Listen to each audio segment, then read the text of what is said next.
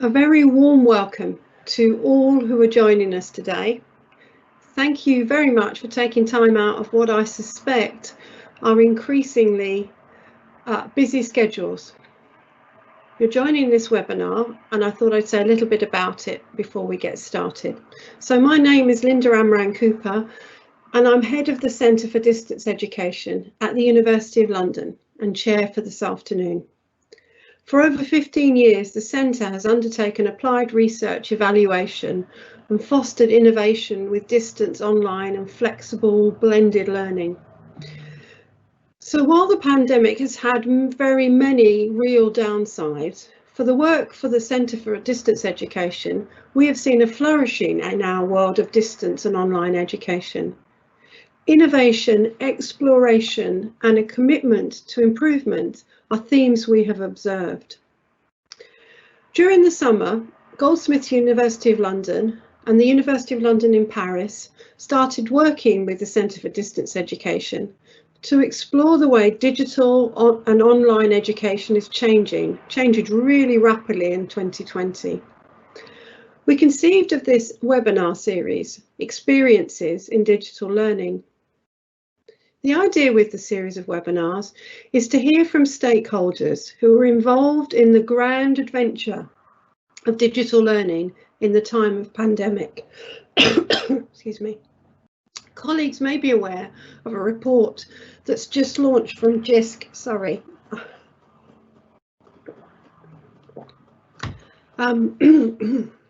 following their recent work, entitled Learning and Teaching Reimagined. I'll pop a link into the chat, but I thought I would share three of their main findings from some key stakeholder groups. Here is what they found. Students prefer blended learning that incorporates extensive online components alongside in-person learning because it's more convenient, saves time, and makes it easier to access course materials. Lecturers see opportunities to improve educational outcomes by adopting a wide range of learning activities, allowing greater flexibility of study times, space for reflection, and a move to different forms of assessment. And leaders in higher education believe blended learning enables anytime, anywhere learning, breaks down geographical barriers to delivery, and extends institutional reach into new markets. As we travel through the rest of this academic year, the Experiences in Digital Learning webinar series will help us to probe these findings, to explore the ways in which we are developing to align with and exceed the expectation of stakeholders in higher education. Turning to today's event, I'm delighted to introduce our expert panel, who will share with you some of their innovations and excellence in relation specifically to synchronous teaching, learning that happens right now with our students while they're in the same time frame, but not necessarily the same geographical space as their teachers. This is an exciting area of rapid and effective development. And so we couldn't resist entitling today's webinar as Adventures in Synchronous Online Teaching. Slides please with the presenters, Andrew, if you can. We have three presentations of 10 minutes each. So first of all, we've got Mark and Matt from Goldsmiths University. And after them, we have Simon from SOAS. And then finally, Thierry from Paris. So it's fantastic to have an international panel here, and I know that we've got an international audience. So 3 presentations, about 10 minutes each, and we should have 10 minutes discussion time between each, and then a bit at the end. And I may invite the panel to comment on each other's input too at the end. In terms of audience interaction, it's a Teams live streamed event, so you're not able to put your camera or your sound on, but you can input questions. And my colleague is just showing you how the questions appear on the screen. So we'll be monitoring the questions, and it's my job to try and make sure that the presenters get the opportunity to address some of the questions. So that's the Q&A tab there. So what I'll do now is hand over to our first speakers, Mark and Matt from Goldsmiths, University of London, to share with us their adventures.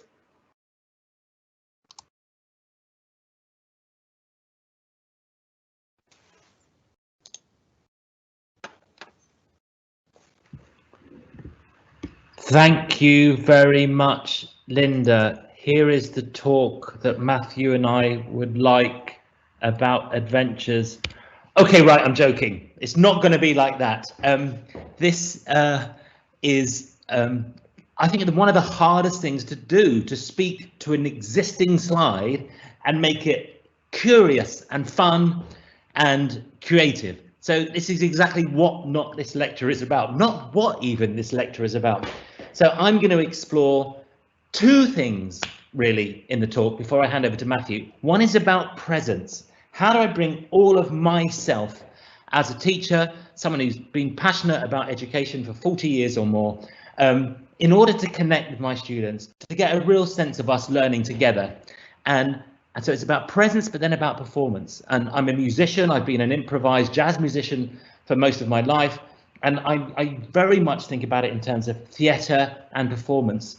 And so I want to share those ideas with you. The first thing to say is that I would never talk to students when I want to say, I just talk to them like this. I'd say, for example, being stuck is good. It's only when you are stuck on something that you are using all of your mental faculties in order to try to get to a place where you're unstuck. So, you know, when I'm trying to speak to students, I won't have any text around. Maybe I might have this. I might just put my name to make it really clear that they can address me as Mark or Professor Dinverno, and something about what I care about. I care about Matthew, my colleague, who's the program leader for the BSc in computer science, which now has 3,000 students. I think Matthew will correct me if I'm wrong, asked me last term when I was in lockdown in London to give these online mathematical tutorial support for students all around the world. And I completely relish the opportunity. The first thing I want to say is, what do you need to get presence? And the very first thing that you need is to get good sound. And what I want to show you is, at the moment, I am using the sound on my microphone, and in about 5 seconds, when I find the right link, I'm going to switch between the sound on the laptop that I'm using and the sound on this microphone, which I've got here. So what I need to do is to give you a count. So it's going to go 3, 2, 1. Switched to this, and suddenly, so the criticality of sound is often overlooked, and it's really important that you get that. So actually, some of the students have said how important it is that they can hear the nuances when I'm trying to be funny. I try not to be too funny, but, you know, curious or engaged or curious about what they're thinking. So that as a musician, I care deeply about sound. So sound is the first thing that you absolutely need to get right. So brilliant. I hope that there was a moment there. And if not, go back and listen on headphones, because it's a big difference using a nice USB microphone. So the second thing I want to talk about is vision. So at the moment, I'm just using the camera in my laptop, but actually I want to be able to cut to another camera. And this idea of sort of cutting between cameras, you've got to get it right, of course. It's kind of like it's a dynamic way which students like. It shows that you're trying to create a story with scenes, a story with sort of an ideas of talking to them in different ways. And I haven't quite got that working just as I would like it to, but that's okay. We're improvising here a little bit, so I'm not unhappy with that. And then the next thing I think about is my physical environment. Well, you'd have noticed that deliberately I've sat by a window. So the very first thing you need to do is not sit next to windows. I'm going to close this window, and there's a few tricks that I learned about developing my presence. So exit stage left, pursued by a bear. Here is my black backdrop. This is all cheap stuff, you know. You can buy this online, and I can just see there that there's a little bit showing. So it's very, very easy for me to go in, and I can play with that setting and just cut off that corner. So that's one of the things that I do, as I try to create a sense of just me trying to teach. People don't want to see what's in my bedroom where I've done all of my teaching. The next thing I've got is a cheap light. Again, mention the word cheap. I'm going to put that on, and I hope that it comes on. And again, that gives me a sense of presence. Who am I? Who is this person that's trying to really engage, really support the creative processes of students? And I'm giving all my tricks away here, but hey, we're trying to have fun together. The other thing that I've always done, and I did it from the day one, and I don't really know why, but again, I think it's a sense of costumes, dressing up, performance. I put on a black polo neck jumper like this. And again, what am I trying to do? I'm trying to get students to really connect with me as a human being, with me as a kind of someone who cares about teaching and mathematics and is prepared to make an effort to really invest in them and invest in this process. I'm using a free software system called OBS, Open Broadcast Software. And another time I could easily make a video about really just the rudiments about how you use that. But that idea of cutting, of using just 2 cameras really makes a difference. So I'm ready now. I've got the digital presence. I've got my scenes set up in OBS. I've got my lights. I've got my costumes. I've got my backcloth. I'm in a black box theatre like the Almeida. Look, see, I've blown it already. I'm not going to go in and adjust that because you get the point. And so now I have a sense of how am I going to communicate? Well, every single story needs, every single theatre piece needs a story. So the kind of key thing that I need to do next is introduce how am I going to tell my drama? Well, I use the whiteboard. I've always taught with the whiteboard. And so I just want to recap what I've talked about my presence, which is about good sound, good vision, and getting my physical environment right so that I can really properly connect with students. And you'll notice that I'm not speaking into the right camera. That is hard, and I haven't quite got the hang of that. But why I like to use this other camera is because I can really try to talk about my creative processes as they're happening. And then it's, of course, it's all the normal stuff about what makes good teaching. And for me, it's genuinely giving a sense of theatre and performance, but improvisation. I think this is key.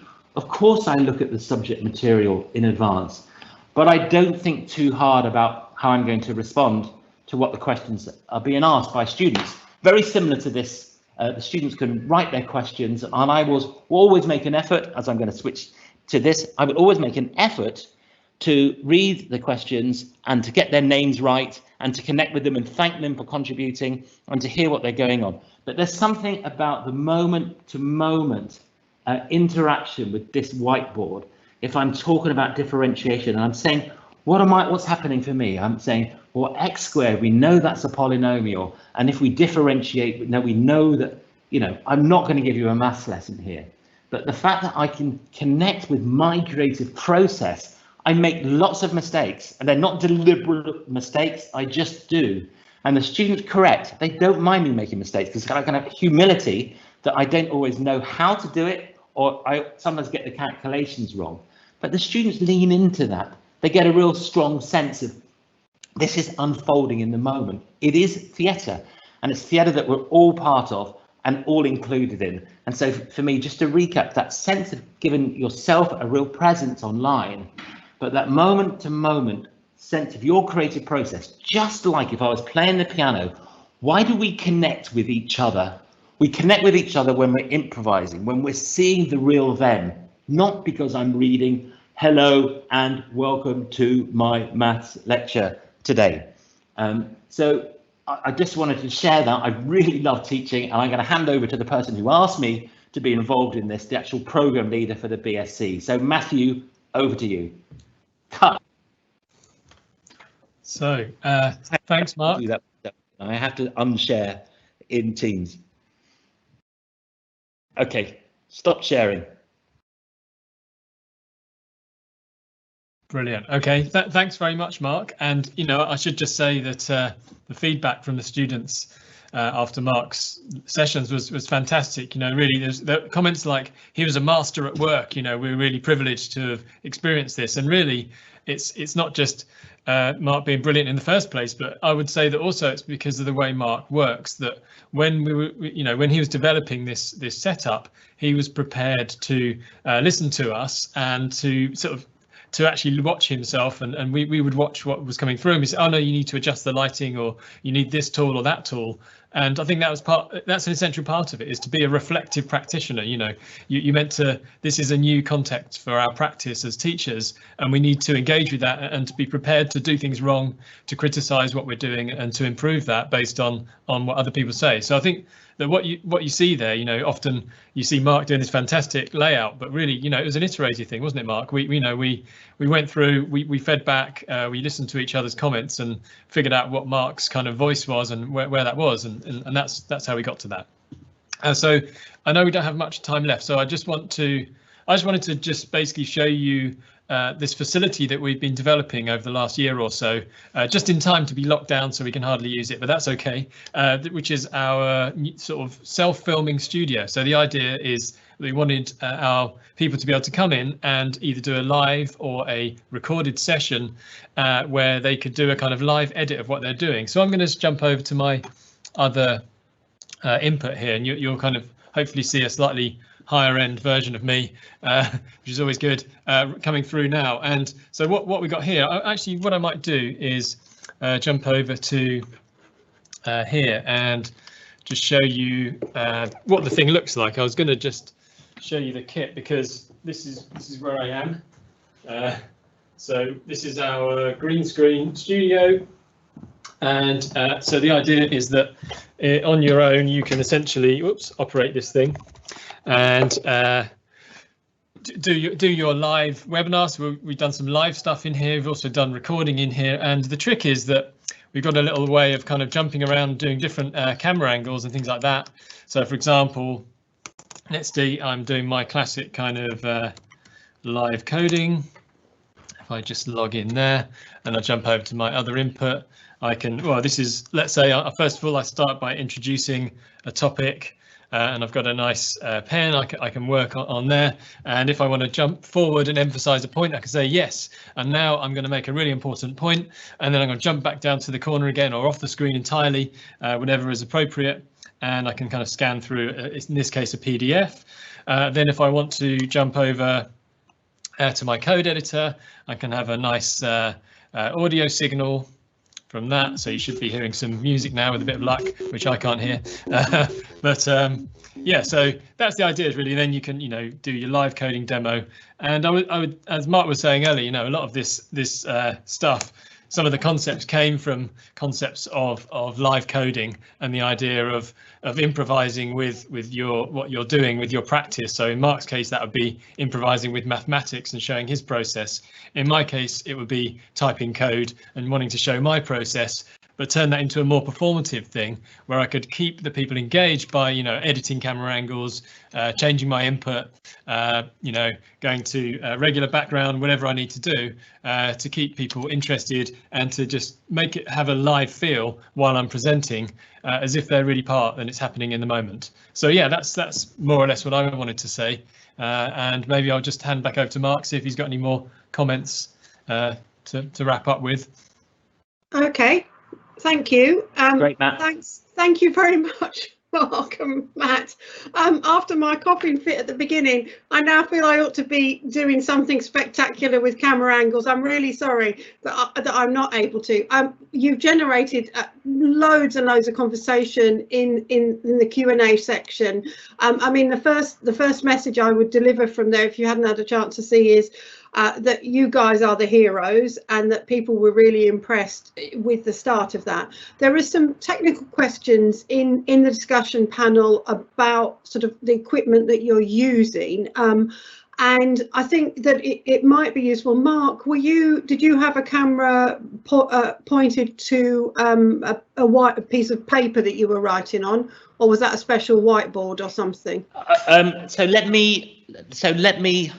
It's more difficult now because I haven't got the screen, but basically I'm showing you myself. I've got a white pad here, and above the white hat pad is the camera, the USB camera. Which I might have just broken for the sake of education here. Hold on 1 second. This is live, folks. This is live television. We're not holding back. Anyway, so it's an affordable USB camera which may or may not now work. I don't know. The light is still on. These are pretty robust. I've got a stand which is £15. I've got a white pad, and other things are falling on the floor. But that sense of liveness is what this is all about. And I've got a USB microphone. So yes, of course the kit wasn't, and I've got a light and a light stand. So yes, the equipment is there, but you can do this, I reckon, for less than £1,000. Set yourself up to teach from home. Yeah. Okay.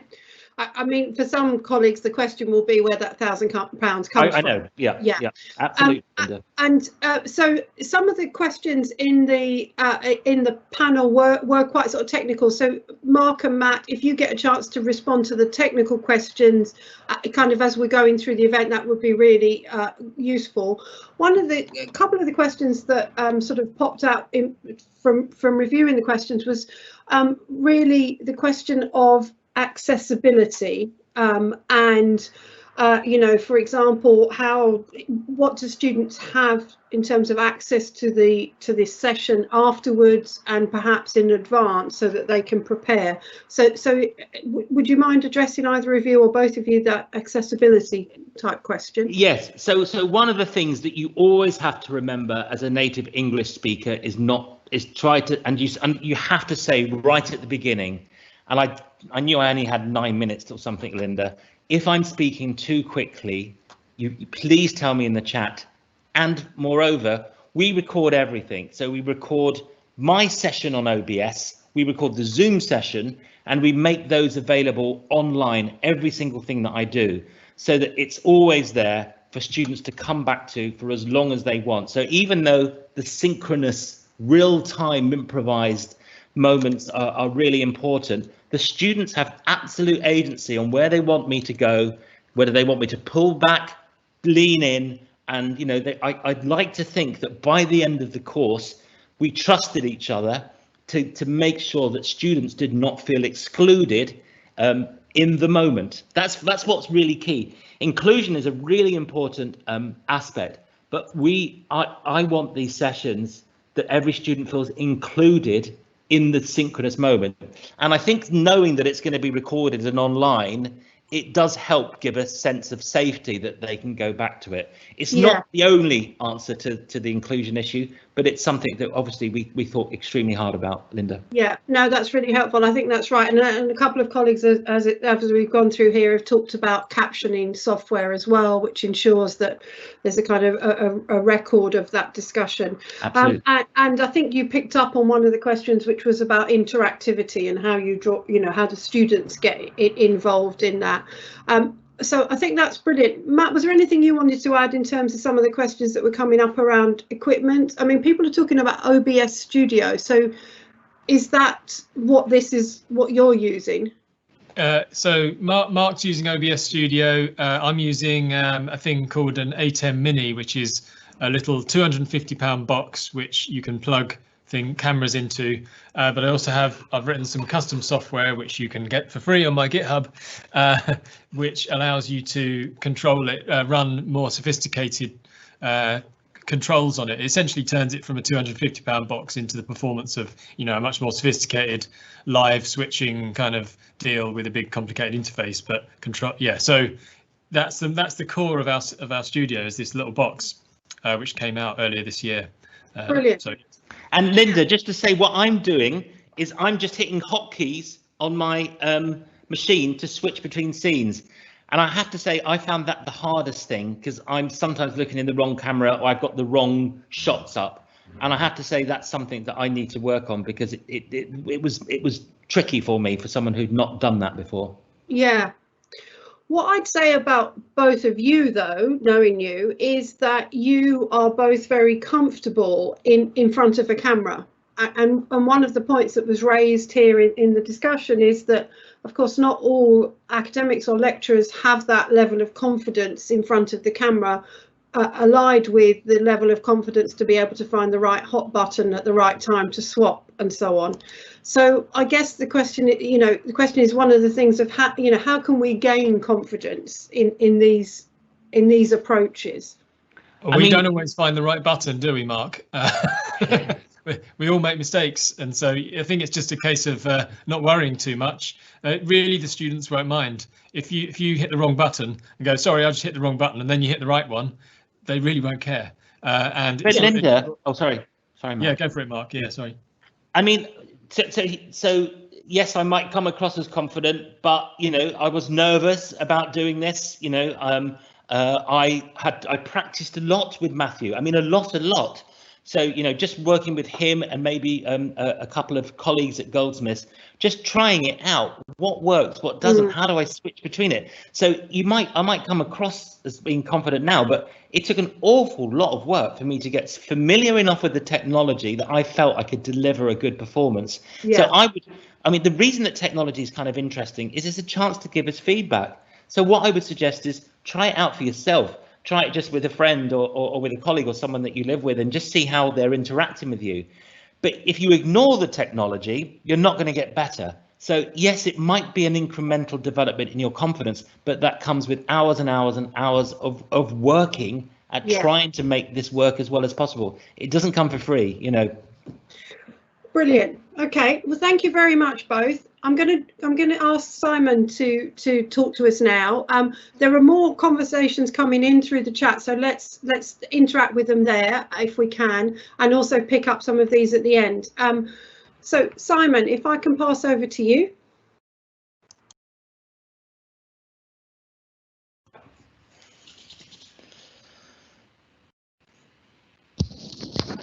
Simon, I'm afraid you're on mute.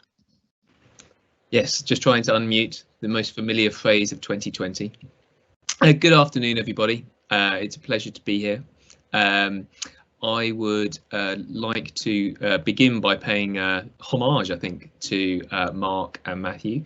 I've learnt a good deal, and I'm afraid that in nearly everything I say, I will be contravening what Mark and Matthew have said, not least in terms of my practice. I have no opportunity to share in the background or what have you. The sound will be the standard sound of my laptop. The camera will be the standard one-dimensional camera that I'm looking into now.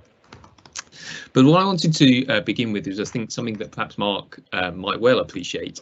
It's the words of a musician who spent a good deal of time in the 1970s and ever since contemplating the various qualities of musicianship and technology. And that is Florian Schneider from Kraftwerk, who has accompanied me to a point during various phases of lockdown, not least his computer world composition. But the point I want to make here is that sometimes, to quote, sometimes we play the music, sometimes the music plays us, and sometimes it plays. And I think with the technology that we are faced with, and the opportunities that abound us, then sometimes we have the opportunity to engage in learning. Sometimes the learning happens to us, and sometimes it's just learning. And I think this provocation, if you like, this reflection, allows us to engage in a form of discussion, which I'm very much looking forward to over the course of the next sort of 5-10 minutes on my behalf, and then the discussion afterwards, to think about the way we use synchronous learning opportunities and indeed asynchronous learning. And I have a brief confession to make in this too.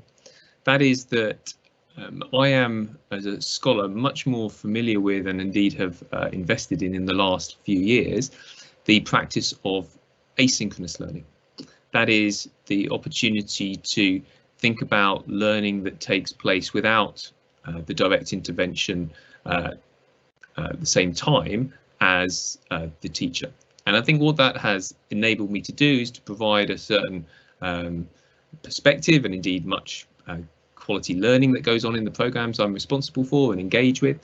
But it also, in terms of where we are with responding to COVID and in the institution and in the industry that we work with, to think about the opportunities for synchronous learning too. And why is it that synchronous learning is such a feature that seems to be held up to scrutiny? Why is it that it's something that people are ascribing to? What is it about the performance that Mark so expertly shared that enabled us to be able to engage and learn a little bit more about mathematics than I have done for the last 25 years? And I think this is the importance here, therefore, is the relationship between the synchronous and the asynchronous.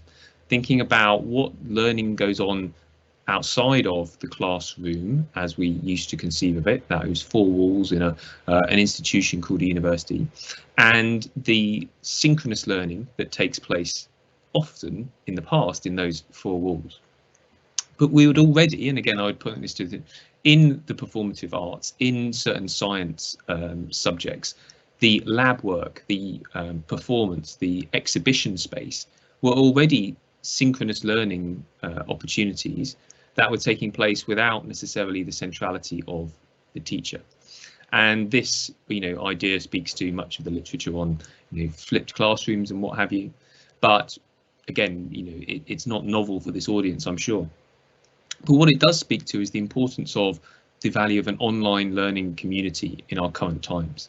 The learning community part of that is really what I would want to talk about for the next 2 or 3 minutes. And that's really where we have an opportunity to put a key discussion as part of what we're sharing, whether that's part of the subject matter, whether that's part of what's going on with the US presidential election, whether that's the quality of the sound that's coming through. In each of these regards, what we're able to see is a clear resonance for community learning. And that's one of those things that we took for granted when we were all in that same four walls in a classroom. But this is where I think the opportunity to really develop a blend, for want of a word, and there are plenty about going around hybrid, high flex, etc.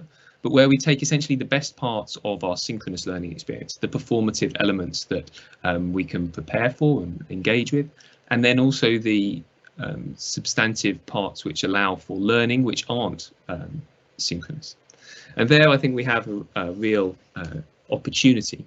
So when we have lectures that are over 20 minutes long, or even over 6 minutes long is my preferred length, but when you have that kind of length of material that often colleagues want to be able to share, that is something that we need to be able to see more of.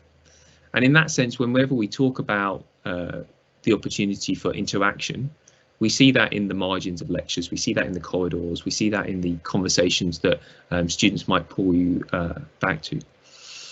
We could use the opportunity to speak to the different interactions that students can have, and in the technology that we're afforded, we can see that there are numerous ways of having breakout groups, etc., etc.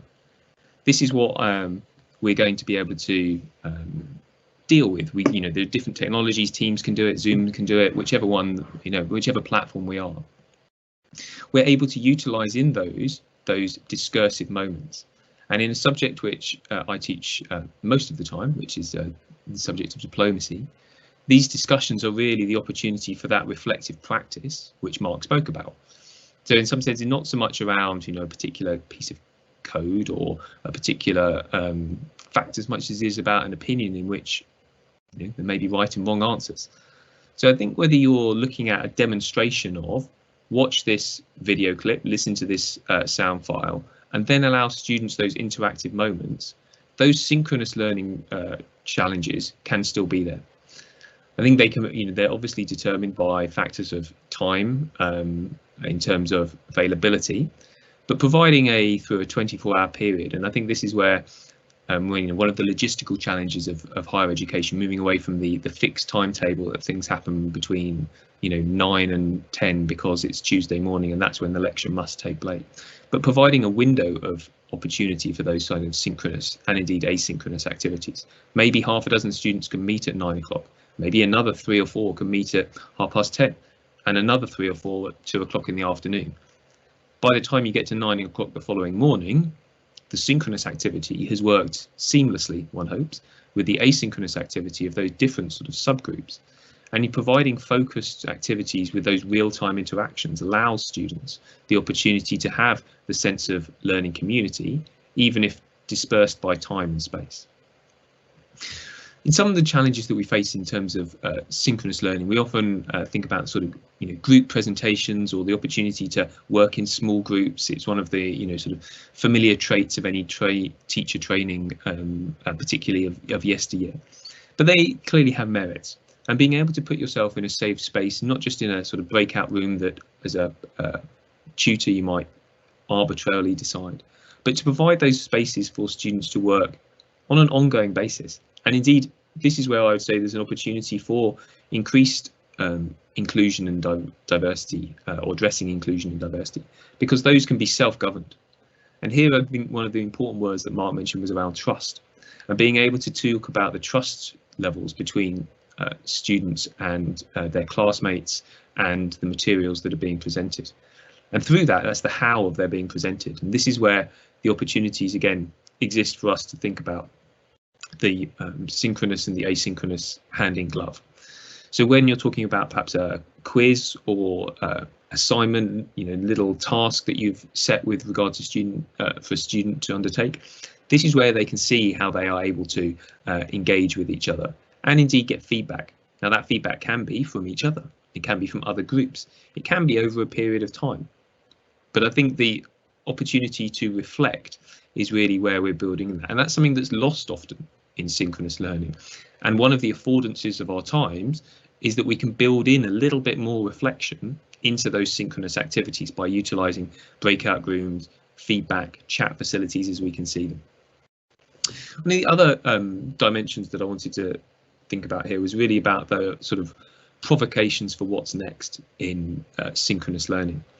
If we're in a scenario about, really comes down to questions of what the university is, what the university offers into society, I'm hopeful, as I'm sure many of you are, that universities, perhaps by default, will be the vessels which, responses to the COVID crisis come from colleagues in relevant sciences, but also from colleagues who are undertaking important research into the social impact of this current climate. And I think that's where being partners with our students as members of society, their opportunity to engage in what they might seem real-time activities is something that we can really speak to and take advantage of. As a final point, I can come back to perhaps something that Mark mentioned in terms of the quality of sound and vision and backdrop and what have you, and recognise that in one's own practice there are opportunities there to learn and move forward. And in some senses, perhaps my greatest action point from this will be to invest in some of that technology facilities that I need to enhance, perhaps the power of my words, such as they are. I'll draw it to a close there. Thank you very much. Look forward to your questions. Thanks, Simon. I think Andrew's just raised the screen just to show people where to put the Q&A in. If you could just show that slide, Andrew, that would be great.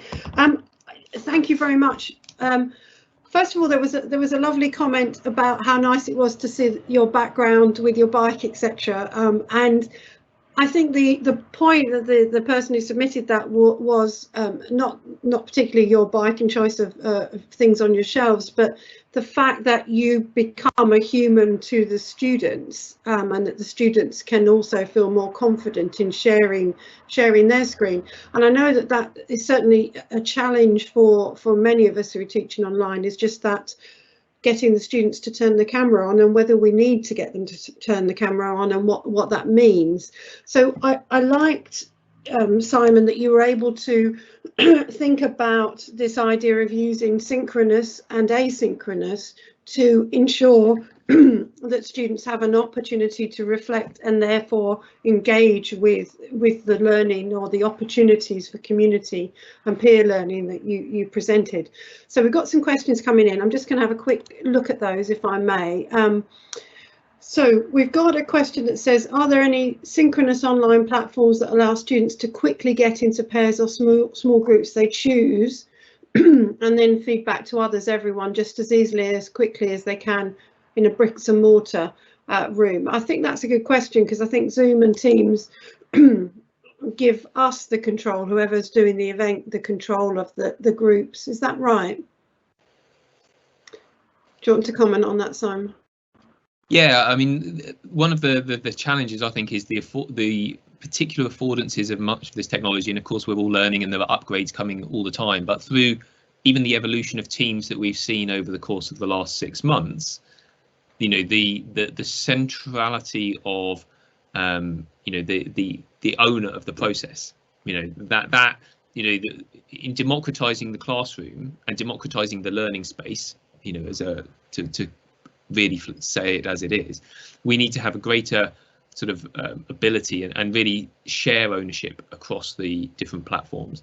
That some of that is, you know, practical sort of bandwidth kind of issues. Some of that is, you know, delivering material. You know, in some senses, this is what this is. This is a presentation today. If this were our class, I would like to be in the conversation, not delivering it.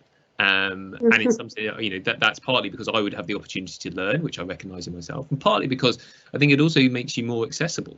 And I think that you know, one of the reasons why I've neglected to utilise my institutional backdrop is that it doesn't allow for the connection with my students, with me. And it's not that I am, you know, the be all and end all of their learning, but more, you know, over and again, it's that connection that facilitates the learning. And I think that's where the synchronicity allows us to really make our presence felt. And I think that does that reinforces Mark's point about, you know, it's our presence. You know, my presence might be conveyed by, you know, the bike over my left shoulder, or the, you know, my Father's Day card that's on the shelf for my son. But you know, that's who I am, and I would want that to be part of my performance, my ability and, you know, experience and skills to share my learning with others. And, you know, by all accounts, you know, it's something that has worked and continues to work because my presence in their learning is something that has enabled students to learn, not because, you know, others couldn't do it, or because others couldn't do it, you know, in a different way or better, so to speak, but because it enables the students that, you know, you have a relationship with. And I think, you know, words like relationship, trust, you know, these are things that, you know, immediately one might think that the distance of a camera and a computer, you know, are barriers, but I think they can be overcome and indeed encouraged. I've often said, you know, for a decade, having worked with both campus students and online distance students simultaneously, that I know my online students better. You know, I feel as though I know them. I think they know me to a greater extent because of the nature of the interaction. And that's different from seeing someone, you know, once a week for an hour every 10 weeks and thinking that you know them. So that's where I think they're not mutually exclusive, but the opportunities are there. I think you're absolutely right, Simon. Thank you for that. That point there is very powerful, actually, that you can know your online students more effectively. I'm going to invite Thierry to present now, because he's got some good stuff to talk about as well. There's some fantastic discussion going on in the question and answer area. And actually, what's really nice is that people are sharing lots of resources and suggestions. We'll make sure we capture as much of that discussion in the recording of the event as well as we can when we share that. Thierry, welcome, and please go ahead. Yeah, hello. So first of all, thank you for the University of London to invite me to speak in such a brilliant panel. I'm a member of CNAM, which stands for National Conservatory of Arts and Craftsmanship. And just a few words about this institution, which is a higher education public institution, just to let you know the background of our learners. CNAM was founded during the French Revolution, and as you can see, I'm wearing proudly the badge of the founder, who is Abbot Grégoire. And I've got another badge which stands for Yes, We CNAM, but it's another story at the present. And So the idea of CNAM is raise people through education, social raising, and we don't have students, we have learners, so it's really vocational studies and lifelong learning. So this is for the background and to explain you what we are, what is taught at CNAM. I'm going to speak about virtual reality, and especially what you can do to learn and to teach and learn using virtual reality. You have to realize that the VR headsets are stepping into our homes in a couple of years, just because this kind of headsets are getting more and less expensive, and that there are a lot of use with this headset for virtual reality. So you can buy around 300 and 500 euros headset that can perform virtual reality. And what can you do with it is entertainment, of course. You can use it for gaming, for 3D and virtual games. But you can also use it for culture, especially for virtual visit. And in these times of pandemia, this is something which is really important to be able to visit in an immersive way some museum, for example, and there is at CNAM we have a fantastic museum of technological objects, and I would love you to welcome in this museum as soon as possible. And the third way to use this headset is, of course, education and teaching and learning in a virtual space. And this will be the core subject of my talk. What I can say is last Tuesday evening, I was at my desk in Paris, and I was attending a meeting on a beautiful and sunny beach. And I'm going to show you, I hope. I don't have the fantastic tools than Mark and Matthew, but I will share my screen and show you some stuff. Here it is.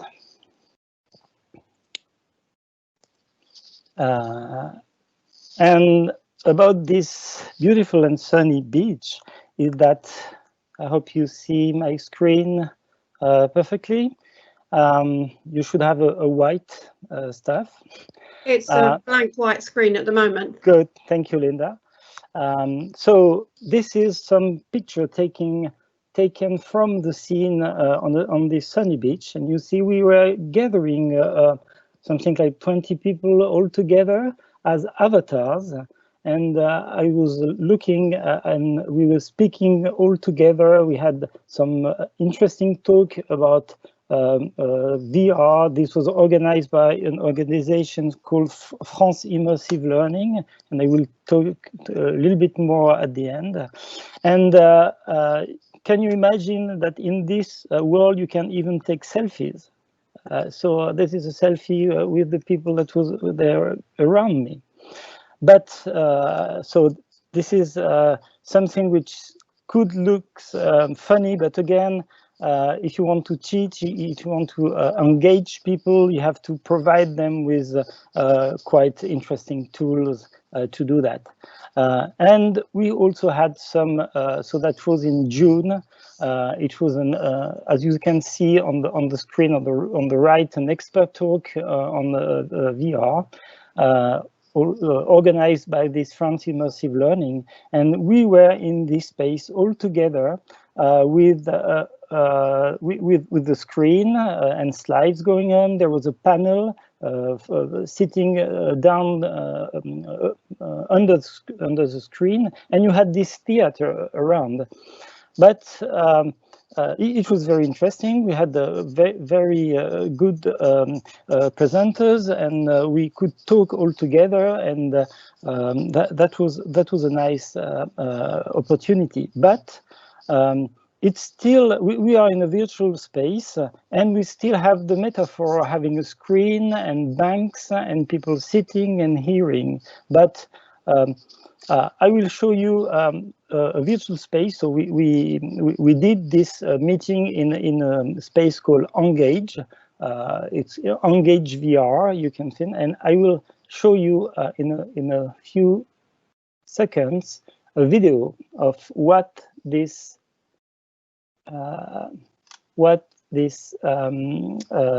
virtual space can provide to you.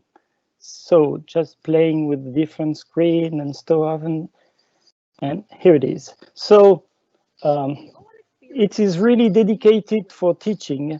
So you can put any 3D objects in a virtual space and show them, and you can teach on Mars, as you can briefly see.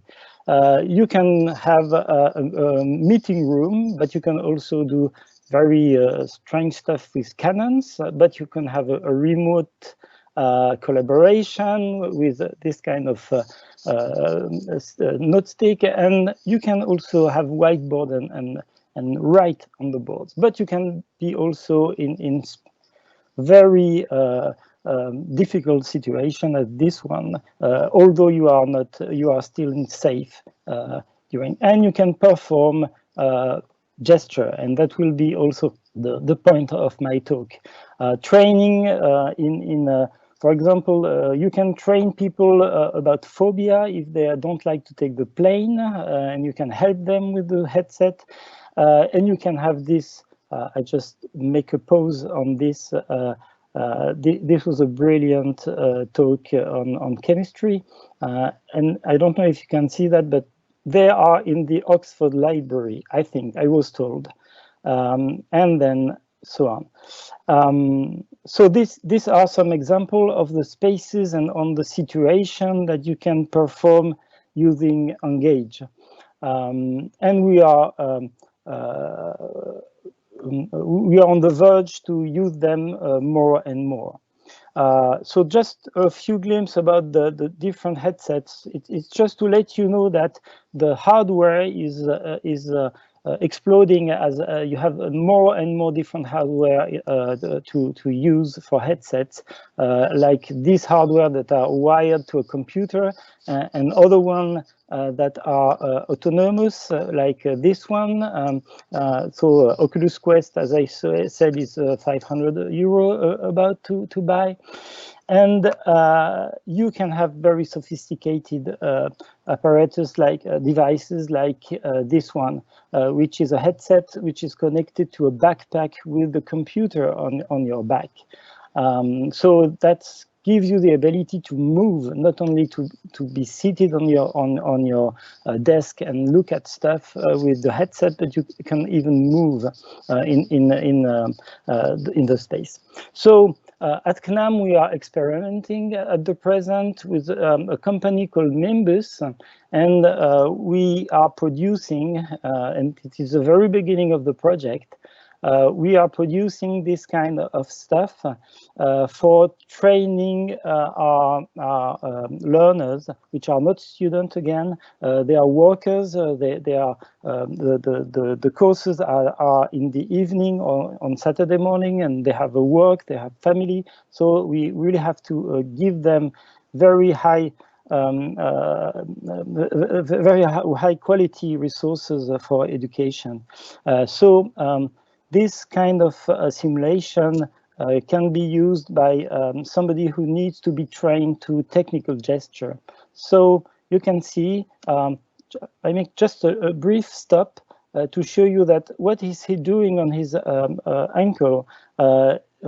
Indeed, he has a screen on his arm, and everything is written on the screen on the scenario he has to do. So this kind of stuff, you cannot have them in the real life, of course, and it helps a lot to design the pedagogical scenario. So in this case, you have to be trained to use this device that's unbottled perfume.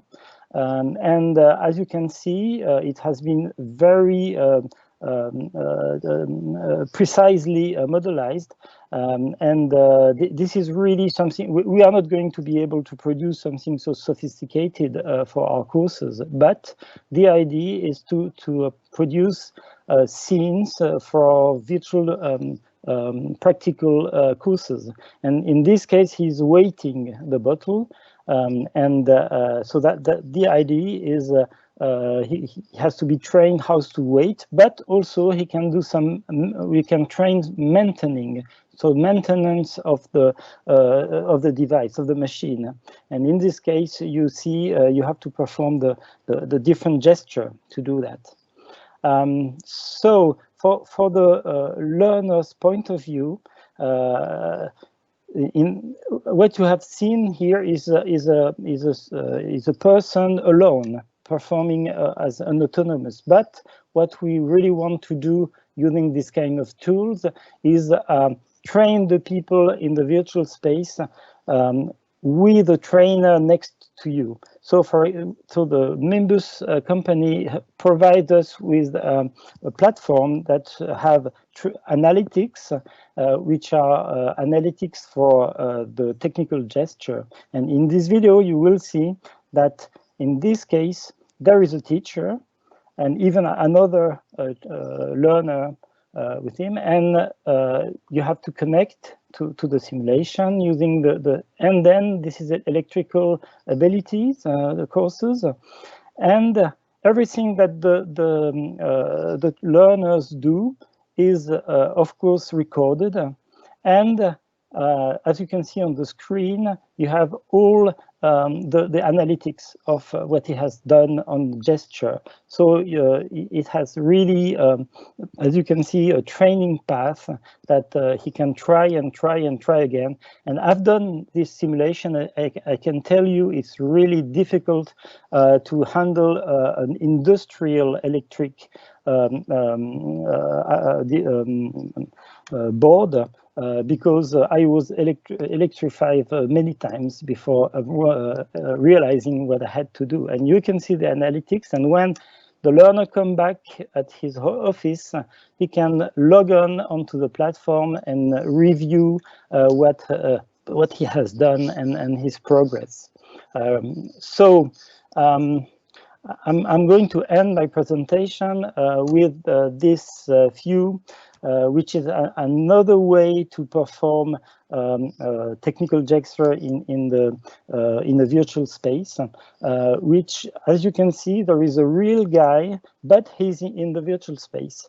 And because he's on a green, in front of a green screen, so this is something we called augmented virtuality, because you have some guys and the teacher can see the learner within the scene instead of seeing what the learner sees.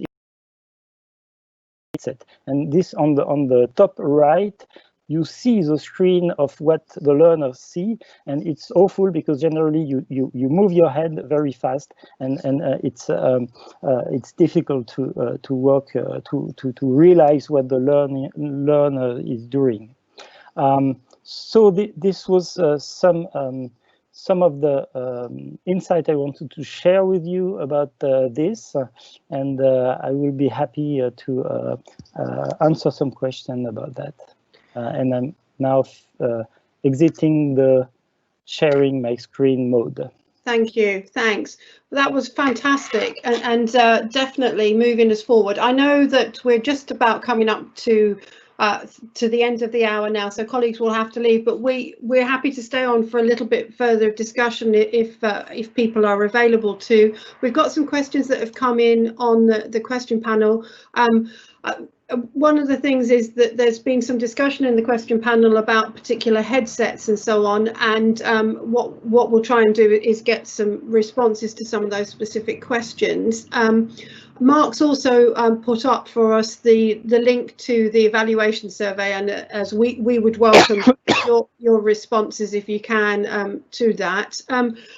A couple of questions that came up that I thought were quite useful to frame some of the discussions, Thierry, were there was a question about that Second Life has been doing this sort of avatar activity for a long time, but the question was why will it be different now? What are the features that are making it different now? Why is it more likely to work now? The difference with Second Life is I've used it a lot when it's still working, but when you are in front of a screen, on a 2D screen with a 3D scene, and that you are moving your avatar and do some stuff with your mouse or a stick, but this is totally different when you are using a headset and your hand, and you are immersed in a scene, and you are looking around, and you can perform stuff, and the sound is specialized. That means if I have somebody of my right, I hear him on my right ear. So it's really change the way you have to tell your brain that you are not in a virtual space, but you are in reality. And the more you provide way to do that, and the ultimate goal is memorization. It's really memory. I can tell you stuff that I have done using my headset, especially for the training on the electrical skills, electric skills, 6 months ago. I still remember clearly, fully what I have done, and sometimes some people say to me, "Oh, I was near the Cathedral of Paris," and then said, "No, sorry, I was in a virtual space near the Cathedral of Paris, not in the real life." But there was some mixture between virtual space and reality in this case. So it's a question of memory.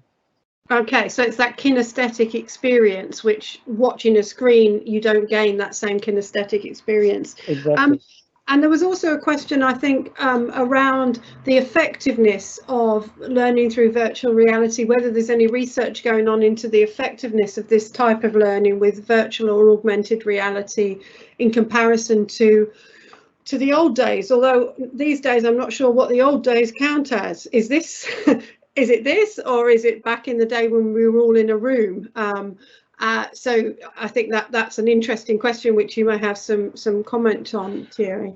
The thing is, virtual reality is not new. It has been developed, and there have been research on for more than 15 years. The thing is, what is really different is that for a couple of years, the devices are affordable. That means we can really think using them, not in a because there was the big corporate company like the one producing cars or planes that had this kind of device, and they can use it on the training. Now it's really it's possible to buy 20 of these headsets for a group in a course, so this is the game changing of the virtual reality using for training on the next year. So this is the idea. Thank you very much. So I think one of the themes we've had today is the affordability and accessibility of equipment. We've seen that with Matthew and Mark, and in your discussion here, and also then with Simon sort of sandwiched in the middle with the sort of humanist student-centered perspective as well, which I think has been really exciting. We will draw to a close now. There are lots and lots of interesting sharing that's gone on in the Q&A section, and we'll make sure we try and extract as much of that as possible, particularly links to resources and so on. Just to say that we've got our, in 2020, we've got our last of the Experiences in Digital Learning series webinars taking place on the 1st of December, 2 till 3 GMT. time, and that will be reflections on digital learning in 2020, perspectives from the educator. So it will be an opportunity for colleagues to share their perspectives on what's happened in this very remarkable year in terms of learning and teaching within the digital space. So I'm very, very impressed with the sessions that we've had today. Thank you to the audience for engaging so effectively. Thank you to the presenters, and thank you to the teams in the background making this all work, Andrew and Mark in particular, and Kim.